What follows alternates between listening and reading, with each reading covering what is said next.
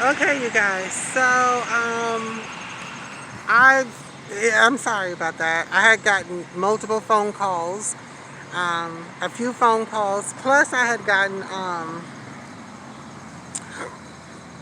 It took me a half an hour to upload the last video. So, I don't know why. My signal is horrible over here. If you can see, I'm over across the street from my building. That's my building right there. It's my apartment building there, and down there is the projects. You see the projects right there, girl, right next door. Anywho, and the water is across the street from my building. So anyway, I'm here again to finish off the video. Welcome to my channel. This is Kjean, my life, my journey. Now, as I was saying, people go to Real Self to check out, to choose their doctors, to look at reviews, to find out if there's any murders, or not murders, but accidents, killings, if anyone died from the surgery. They go to Real Self. They go to Real Self for advice from other girls or guys who have probably chose the same doctors. Anyway, people also post their shit. They post their surgeries. I didn't know that you could do that on Real Self, so that was a little shocking. Yes, the girl sent me the link. She sent me the link. I checked it out. I'm still going to Dr. Ting, but like I said, on October 15th, I'm going to go for a follow-up with him and ask the questions that I didn't ask before.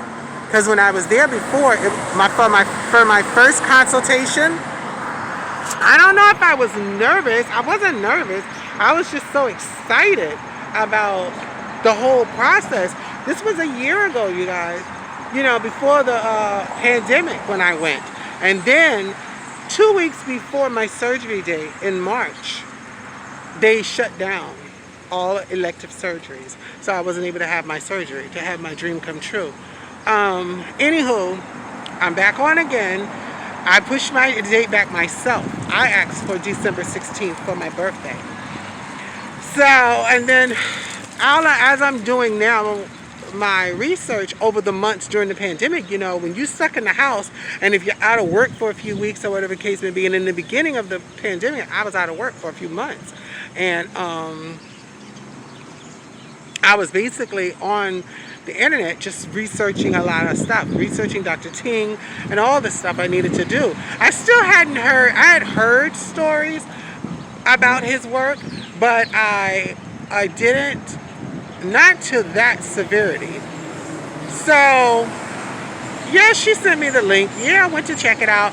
Yes, I'm still going to Dr. Ting because it's too late to switch over to anyone else. This is the third time my surgery has been pushed back. So I'm not going to waste no more time. I'm definitely going to have my surgery done, and if I need to go in for a revision, guess what? Shit happens. However, I'm expecting the best work possible. Like I said, this man worked with Dr. Marcy Bowers. So you can't say he does not know what he's doing. He's got to know what he's doing. You know what I'm saying? He learned from the best. So I'm going with this surgery. I'm definitely going to have my surgery, honey. I'm getting my pussy one way or another by all means necessary. Oh, that part. So, I'm excited. I am going to do a follow-up with him this month and another week just to talk to him about Real Self. I'm going to bring that up. I'm going to also share the pictures and all the information that was shared with me. I need him to look to see what other people are saying about his work, because, bitch, I'm about to go under and he's about to work on me, and I don't want to look like a lot of these girls. Like, no. So I'm concerned, and I have the right as a patient to discuss that with him. Of course, I'm going to be a little more diplomatic and a lot more, have more tact when I speak to him, because I know how to speak to people. Just that on YouTube, I don't really care. I'm just straight up myself. But I know how to speak to him without hurting his feelings or anything like that. So that's it, December 16th is my surgery date. I'm excited. Yay! I'm excited. But oh yeah, back to me being anxious and nervous. I was so nervous. The closer it gets, because the closer it gets to my surgery date, the more my anxiety gets. It always does this every time I go for surgery. So yeah, the closer I get to surgery, the more the anxiety gets to me, the depression gets to me because of the isolation, because you don't want to come up positive, because you got to take a COVID test. The same way I took my COVID test for my last liposuction, I'll have to take a corona test for every elective surgery that I have. They're going to do a COVID test. So I want to stay negative, like I am, and stay healthy, feed my body good things, take care of, manage my weight so my weight stays down, especially after surgery. You don't want to blow up again. You know what I mean? And because I'm going to be in the house for months, very little walking from what I'm told, after you get your SRS, because you don't want to pop the stitches. So you must exercise because you don't want to catch blood clots. But on the other hand, you can't overdo the walking. Like, I'm not going to be able to walk the way I was when I had my liposuction. No way. Because down there is going to be a lot different. The stitches are going to be down there, and I can easily tear them, rip them, bust them open. And I'm not trying to start hemorrhaging and bleeding and stuff. So I got to be really careful with that.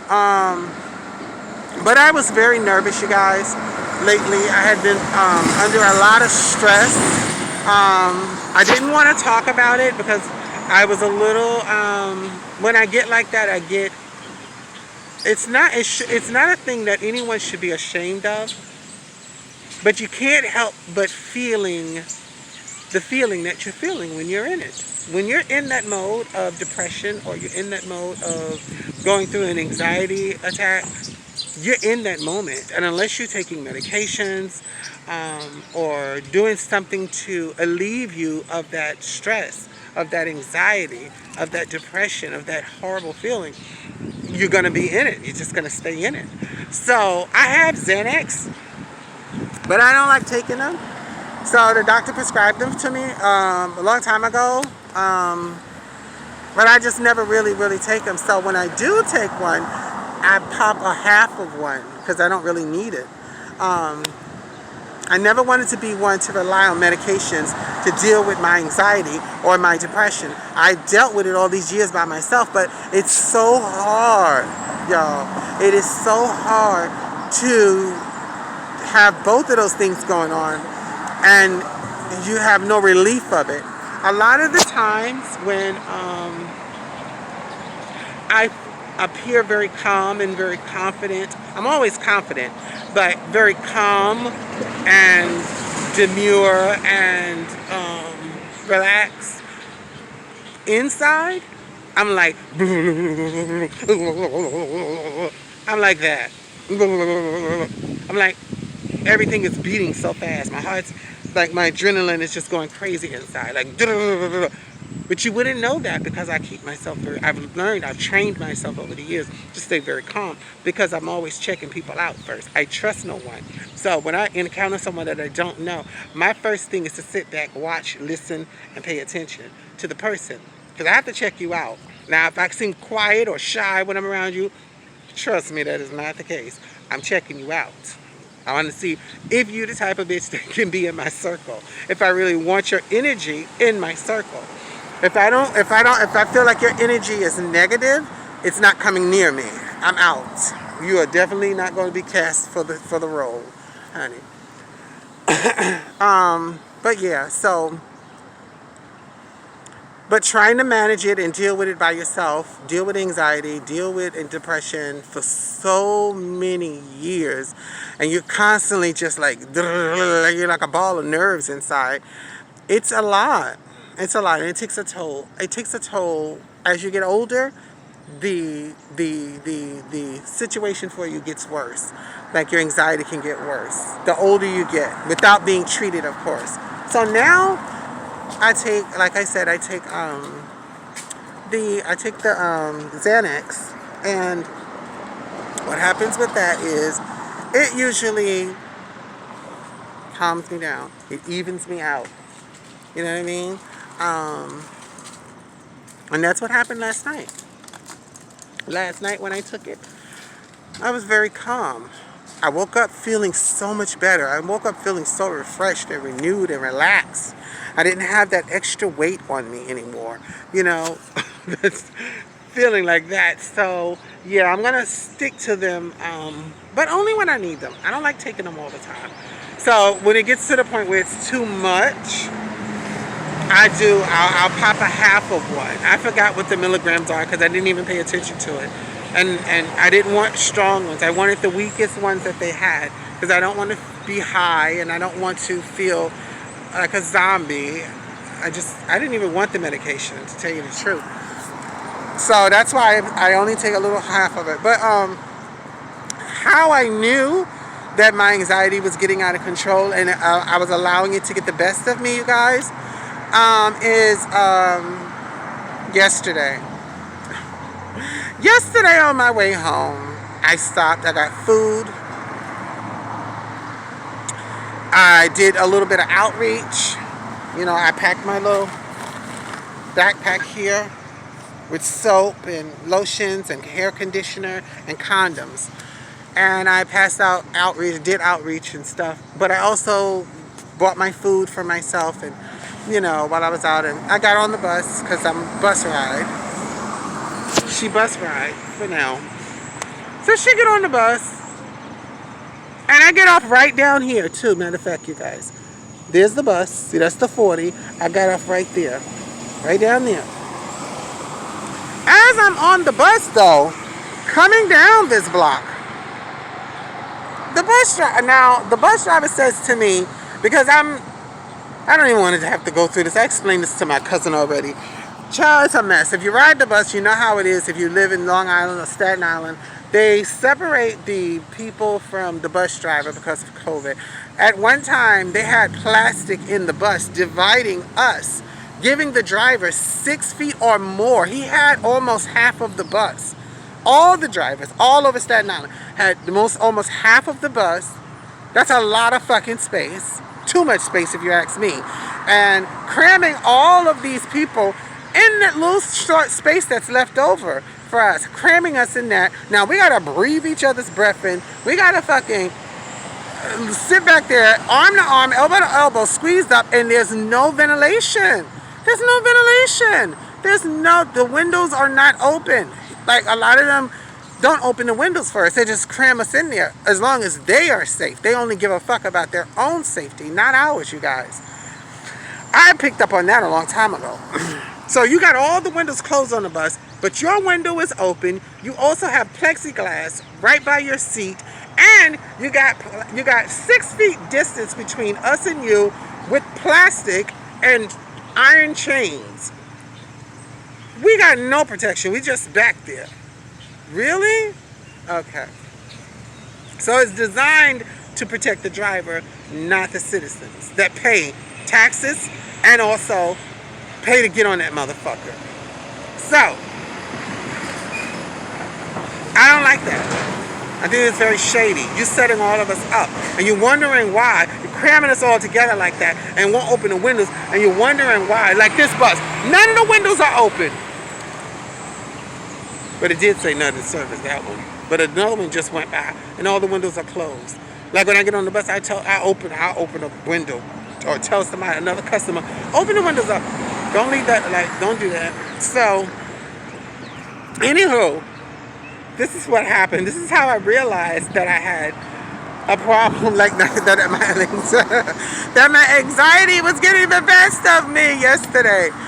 Yesterday was the breaking point. And yes, it's crazy and it sounds funny, but it was wrong. And I don't want to take the blame for that because although everything I just described to you is the factual truth, if you are a bus ride person like me, when I'm on the bus, he told me he said, ma'am, would you move back, please? Very nasty. Really? So, by the way, they removed the plastic that divides us. He still has his plexiglass, He still has a marker on the floor where we can't come within, I think it's like 3 to 4 feet to his chair.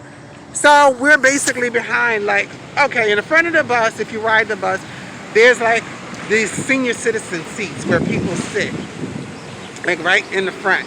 That's where you have to stand or sit. You can't go any further beyond that point. Before, it was way past that. It was half of the bus. You couldn't sit in the front of the bus. You had to sit in the middle of the bus and in the back. So now you can at least sit in the front of the bus. But he wanted me to move back from that one area to move all the way back. So I said, okay. I moved back.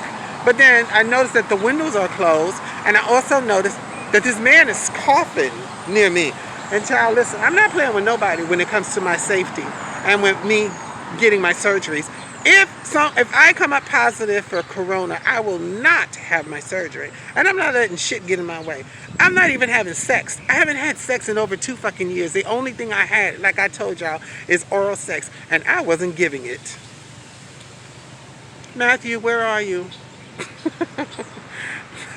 Matthew gives the best oral sex ever, honey. Ever! Anywho. So I moved back for this motherfucker. I moved back. And I started feeling some type of way. But of course, this is my anxiety starting to get to me now. I'm already anxious. I'm on edge. Everyone is on edge, actually, these days.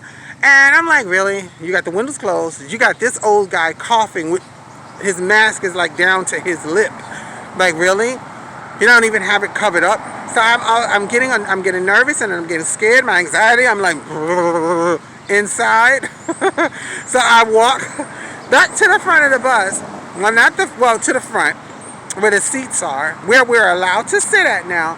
And I started venting out loud, and there were people on the bus. And I said,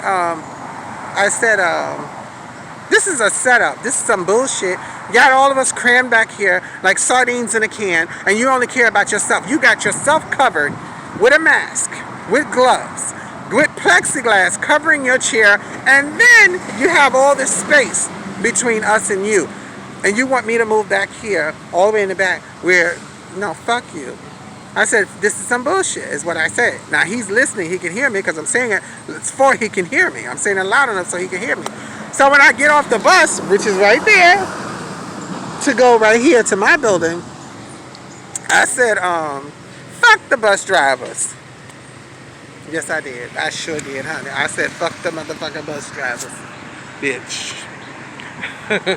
So when I got off the bus, where that bus is going, it's going to stop right over there if it stops. I got off. It stops right in front of the projects, actually. Right there, right on the corner. And,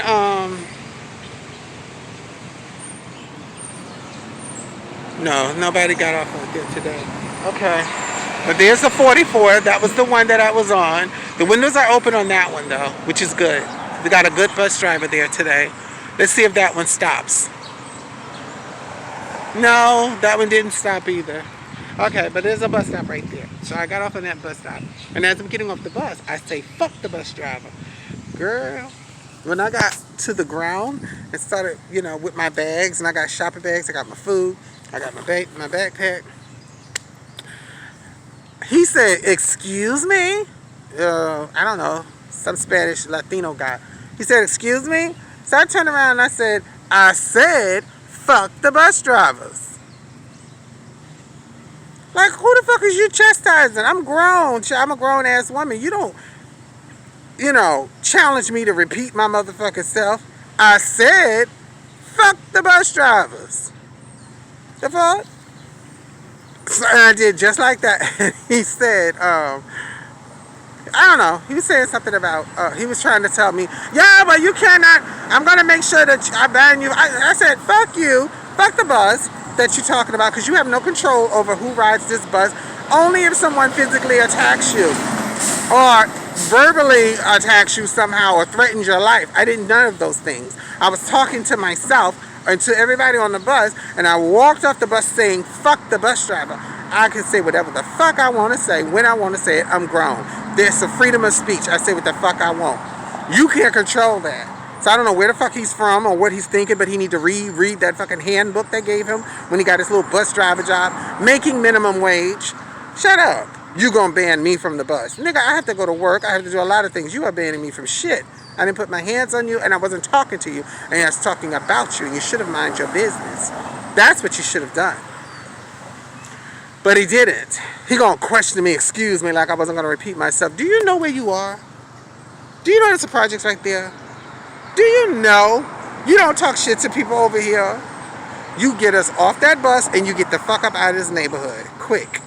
That's what you should do. And that's what I told him. I said, get the fuck up out of here. He closed the door. Bam! He drove off. We should have done that in the first place. You don't talk shit to these people over here. Do what you gotta do and move the fuck on. Move around. Move around, nigga. Move around. What? What? So that's what happened. But I walked away feeling like, okay, girl, you probably vented at the wrong time. I'm not telling anyone don't vent. Vent your ass off, people. Vent, vent, and vent. If someone pisses you off, walk away. Unless they're putting their hands on you, then that's different. You know, you can call the law, let the police handle it, or you can choose to handle it on your own. I'm not giving any advice. I'm just not the type of person to allow anyone to give me, I feel like what I feel is disrespect, and I sit back and don't do nothing about it. I've never been that person, ever, and I won't start. So, I felt disrespected, and that's why I said what I said. And I got off the bus and I was walking back here to my building, and I started to realize right then and there that I was wrong, that I could have handled it differently, that I'm not saying I shouldn't vent, but I could have not said anything. I could have not said fuck the bus driver. Maybe, you know, this idiot wouldn't have got up on my conversation like, don't talk to me. I'm not talking to you. Don't say shit to me. Let me get off the bus. If I want to say fuck the police when I'm getting off the bus, I'm going to say fuck the police. That's my freedom of speech. You don't get to tell me what I can or cannot say. I'm telling me he going to ban. Shut up. We'll have somebody beat you up on that bus. Anyway. I'm going back in, you guys. But that's what happened, and that's what made me realize my anxiety is starting to really wreck my nerves. And starting to cause me to lash out at people. So the best thing for me to do is to trying to look for my keys, you guys. Best thing for you to do is go inside, girl, take a shower. Take a bath, take a shower, wash all the corona off your body, girl. And I just say wash the corona off because I always feel like I'm exposed to corona when I go out of that door, out of my apartment. Like, I'm exposed every day to corona, you know, just by doing ordinary things and just by going to work, I feel. So, just to be extra cautious, I always take a shower when I come home to wash off the corona. So anyway, I got home, washed off the corona, took a shower, and before I went to bed last night, I broke half of the anxiety pill, the Xanax. I broke half of it. I broke it in half, and I took half of it. And yeah, I think that was the best thing for me, because when I woke up, I felt a lot more relaxed. I feel more. My body just feels more balanced out now. You know, my brain. So, and I hate taking pills. I hate relying on medications to make me feel better. I always feel like I can handle this stuff on my own. Like, I don't need a medication to make me feel better.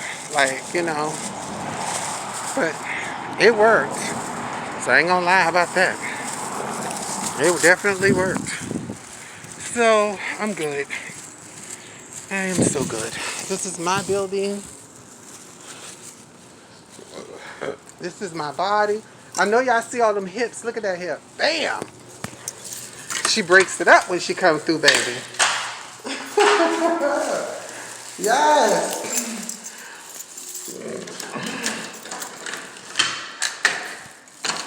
Okay. So, look at this body. That's body, that's hips. That's Miss Shabam Alama right there.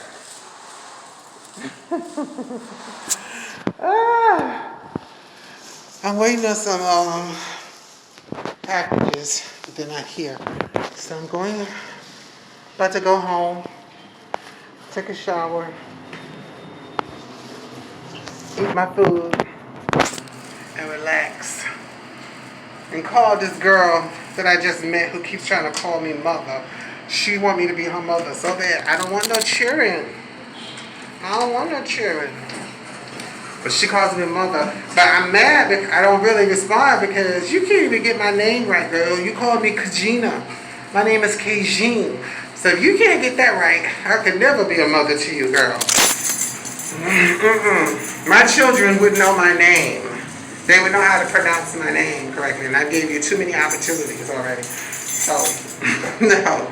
I don't want no children. I'm good. I'm a handful myself. I definitely don't want to be nobody's mama no more. I'm good. I love you guys. Stay safe. Be good to one another. Do not, and I repeat, do not do what I did, which is go off on someone for no reason. So be calm. Be calm. Be safe. Wear your masks. Protect yourself. Wash your hands constantly, okay? I love you. Kajin, my life, my journey. Go on Facebook and look for my page, Kajin's Outreach for the Homeless. Also, Kajin's Outreach for the Homeless is on Instagram as well. So thank you guys, and I love you. Gotta go. Love you.